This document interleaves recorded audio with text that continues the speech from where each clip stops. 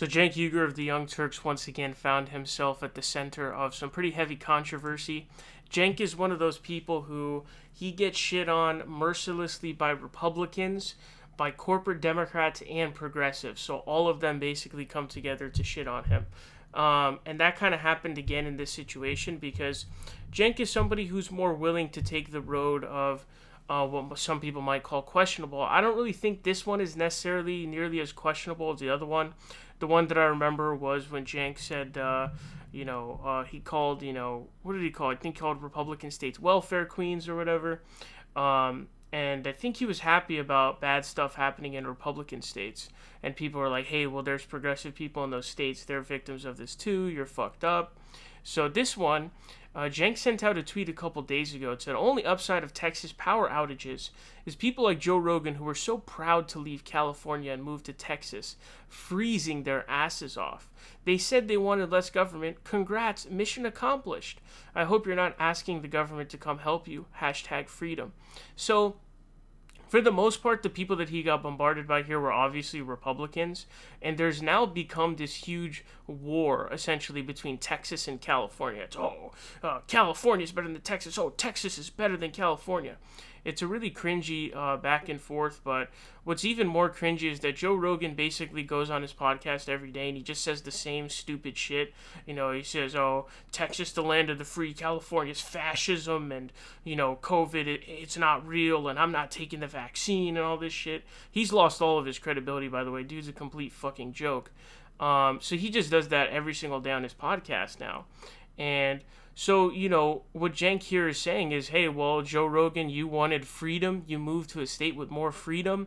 And look what happened. So remember, first of all, why exactly did the winter storm happen? People are acting like this is a one-in-a-century storm. This happened back in 2011, and then there was one back in 87 as well. So there are precedents of this. And the reporting showed that there were warnings given to Texas government officials to regulate their power sources, to winterize their power sources to prevent something like this from happening. So when you get clear warnings and there was a storm like this prior, you don't get to make an excuse of, it's a freak weather accident. So remember, what causes these kinds of extreme weather occurrences? Science shows that the burning of fossil fuels leads to carbon emissions. Carbon goes in the atmosphere. It doesn't leave. That raises temperatures. That increased warmth leads to crazy extreme weather occurrences, including this winter storm. Yes. It leads to droughts, increased frequency and strength of droughts, hurricanes, fires, all of those kinds of things. So you're going to see all these kinds of whacked out weather occurrences because of what you're seeing with climate change. And so the way that it works is, when the warming goes in, it goes over, the cold actually goes over. I'll leave a link to the article down below. But so it was deregulation that did end up leading to the failure to prepare those sources. But remember, what I feel like is getting lost in a lot of this is, do remember that the cause of this is climate change in the first place. And so what I'm seeing is people talking about rolling blackouts in California, which isn't really the same thing, but it is in some ways, right? Democrats are not immune from corporate, being corporate sellouts. So that's obvious. It was sort of a lack of regulation there. But you turn into a competition of who can regulate to protect from the negative effects of climate change more. Dude, that's so hard. It's like having a gigantic leak and then putting a tiny ass bucket under it.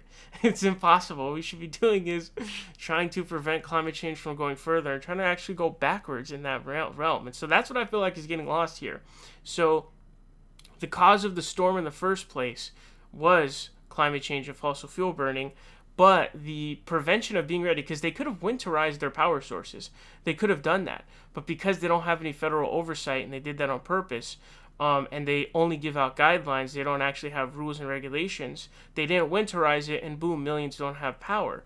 So Cenk is saying, hey, well, you asked for freedom, here it is, how do you like it? And so I do think that, people being sort of feeling their consequences, I think, is something that I don't see why anyone will have a problem with that. I could see people, progressives being like, hey man, this is fucked up. There's millions of people without power right now, and you're kind of making a mockery of this. I could kind of see that, but, I don't know. Cenk kind of seems to be doing this kind of thing now. A conservative responded to him saying, "When you're so jealous of Joe Rogan's success, do you celebrate millions of people suffering the impact of a freak weather event?" So it was not a freak weather event. Um, and Cenk says Republicans deregulated Texas energy grid. Federal government told them to insulate natural gas pipeline, and companies didn't do it to save money, and corrupt Republicans let them get away with it. Then pipelines froze and hurt millions of people. Get it right. Yeah. So you're putting it up to being a freak weather event, which there is precedent for. And by the way, keep in mind, it feels like every year we're having a freak weather event. Oh man, we've never seen this before. Gee, why do you think that is?